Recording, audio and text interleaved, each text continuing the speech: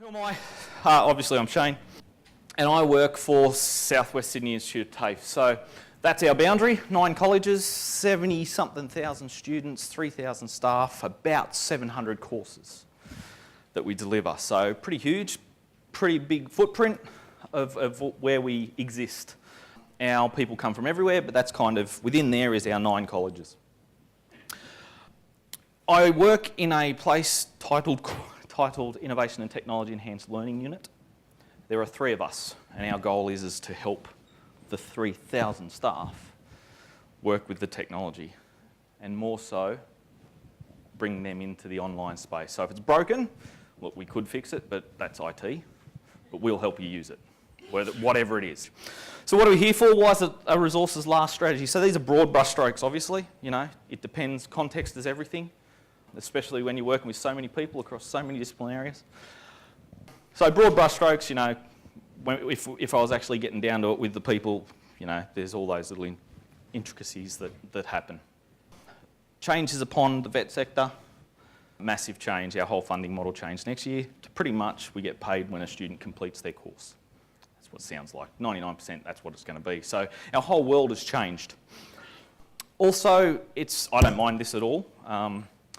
Our knowledge is ubiquitous. The power of the pocket, if I had my phone with me, there's the knowledge. You know, again, broad brushstrokes. So for us as an institute and me working with teachers, I should say, we don't technically develop stuff. We do, but only when specifically asked. Our goal is to help the staff do it. So we'll sit through them, take them through the design process, and I'll get that to the end, you know, because so much to do, only 3 of us, you know. So we try to develop capability in our staff to not know it all, but at least to go a little bit and say, oh, hang on, I need help. And then we'll jump in again. Hang on, I need help, you know, and in time. Ubiquitous knowledge, it's everywhere. The students don't technically have to come to us anymore to get the knowledge. Our role is to help them practice, embed and apply the knowledge for us moving forward in this new world of funding and things like that. Multimodal.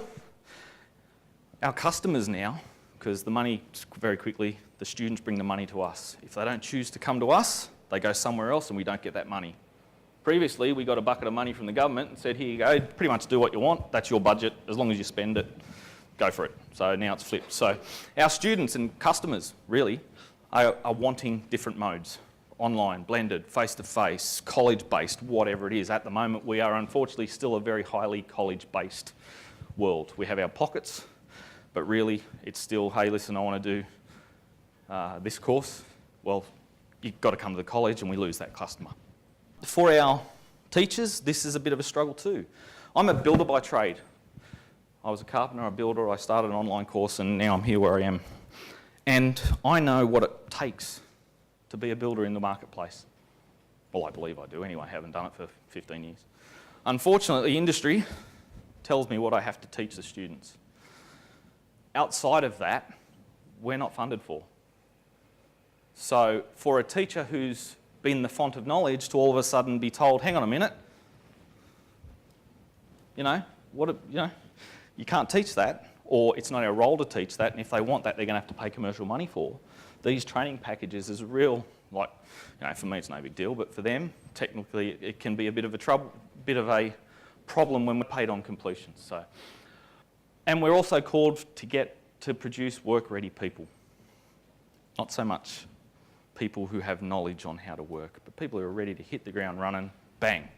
We need this person, we're sending this person to be trained so that they can do. A good example I like to, when I'm talking to staff to try and get their head around this, is someone will come to me and say, listen, oh yeah, my head teacher, my manager, has had me for 40 hours producing this document, this workbook, whatever it is. Our instruction is curate first. Always curate, we don't have time. We just got, you know, let's work on the embedding and the practice of skills. So curate, curate, curate as much as you can, and when you can't find it, okay, let's produce something. So what's better? Student goes back to work, the boss says, oh, what'd you learn today? Oh, I don't know, but they gave me this really good document, check it out. Can you go and do that job? Oh no, they didn't cover that. They were just, look at this great document. Wow. Great resource, whatever you want to call it. Or, hey, what did you do today? Oh, let me show you. So as a customer thing, it's much better to go the second one.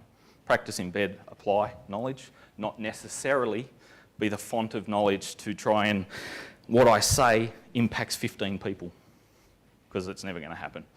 We just don't have time or money to be able to do what we have traditionally done. It's just done and dusted. A lot of people would like to say we can continue. Sorry, we just can't. Our employer, if you wish, the government, has said no, this is what you've got to do, and if you don't like it, well, you can't afford to stay open in some situations. Again, whether I agree with that or not up to me, that's just the reality of what I've got to work in. So the challenge is, how do I help, or how does the three of us help our staff work in this environment so that they can have impact on their students, so that those students and people they know choose to come to SWSi because of what they can do. Because of coming to us, they can now go and do this, get this job, work in this environment, whatever it is. We've kind of very early days, but what we're pushing is that we develop everything we've got in an online mode first. As a builder, I get the comment, can't get someone to build a house online, and I agree. But I can give them the knowledge so that when they come to me, they can practice and embed it. I can help them practice, understand and embed it, rather than stand there trying to, why don't you understand, So build everything for the online environment. If we've got that, we've now got options for our students, customers, whatever you want. Because if we develop things for the college-based, when someone says, can I have it this mode, we can only say, oh, no. Or maybe, but look, it's probably going to take 6 months. If we build it for the college online environment first, as much as we can, and at topic 2 it says, please contact your teacher, college, whatever it is, and make sure you make an appointment for the face-to-face component of this section, whatever it is, I don't know, every context is different. Now we've got options, now we've got students, now we've got... What normally happens? Teacher comes to me and says, I need to develop this. And I say, excellent, let's do it, let's start. And then they start saying things like this. I have these great resources. I've got this tool that we've got to use. Created a 70-slide PowerPoint. We must use that. We've just got to follow this textbook. And I've been doing it this way for years, it just works. All of those might be valid in the context that they're working in, which is traditionally the classroom. For us to be able to do this quickly, fast, to the point, develop as best we can, it's all got to be based on the goal. What are we doing this for? What do we hope our students to be able to do? Not so much learn, that's part of the process, but what do we want our students to do? More often than not, it comes out of a unit of competency document for us, unless we've got a commercial partnership where we're working on bits and pieces. How we've done it, we've developed a model based, sort of piggybacked on ADDI. We work in teams now. I've got 5 minutes, so I'm going to have to power through it. So we've got sort of 5 roles in a team.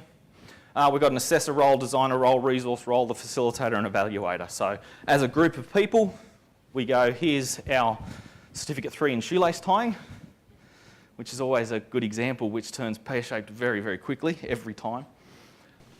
These are your roles. You are responsible for these things, but we work together as a team. Right? We created a template. This is version 3 or 4 now. This is a learning design template. I hate these things, but I know the value in them. I've got to stop hitting that. This is to help our staff figure this out, because we can't figure it out for them. We can help guide them. We don't know. We're not the knowledge experts a lot of the time. First of all, figure out the topic framework. Then we've got the programs here. This is about getting every document, units of competencies, training package documents all in one spot, so they're not looking around the place. Quick summary of what's this training about. And then we want to break this training down into topics. All right, so here's the unit of competency. Let's think about 5 top, whatever it is, I don't know. Every day is different. And then we've got, what are the assessments? All right, so without doing that, there's no point going any further. I'm working with one of our biggest projects at the moment in the institute. We're about 3 weeks away from a proof of concept, and they came to me and said, nothing's happening, everyone's doing their own thing. And when I coached them through that process, it all came back to there wasn't one of these. As much as I can't do it for them, I can help them do it. Can't do it for them. Every problem they had came back to there was no plan, there was no goal. Everyone's doing what they think is the right thing to do. Right? We've got some context. Where will this work? Where will this operate? This document does not say e-learning, online, nothing. It just says learning design. And required skills and knowledge of the learner. Who are the learners? What's their needs? All that sort of side of things. The next bit, which is the topic design. Topic design. Do you know what the topics are? You don't know really how to design the topics. This is the second page. This gets repeated based on the number of topics there are. Phase 2, yep. Insert topic name. Cert 3 in shoelace design.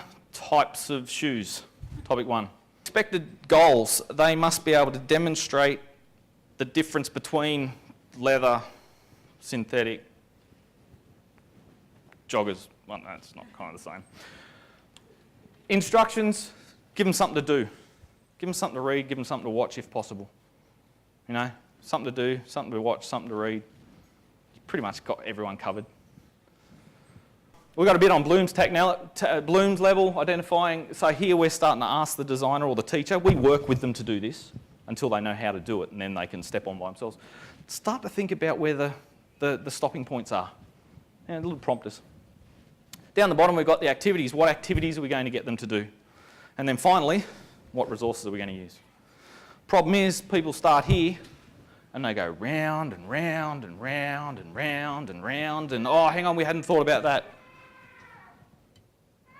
Can you hear the elephant? Means I've got a minute to go. They go round and round and round and round. That big ticket item that I was talking about, same thing.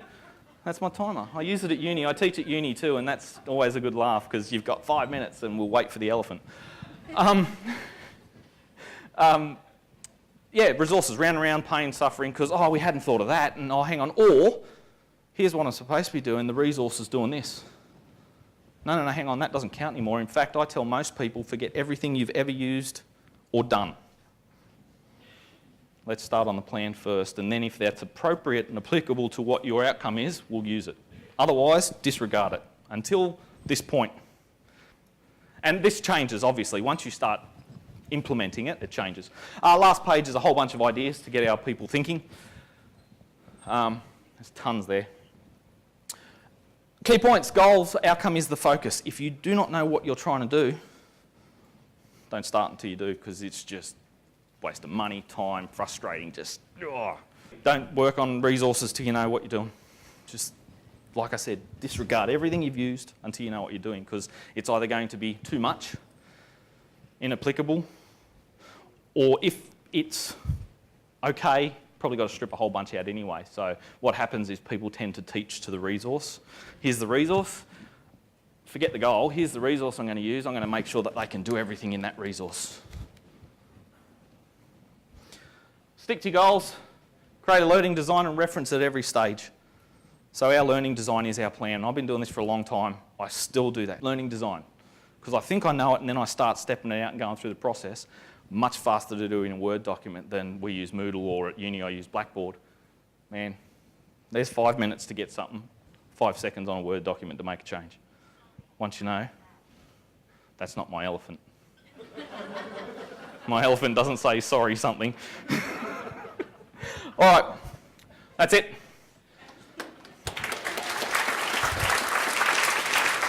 Thanks, Shane.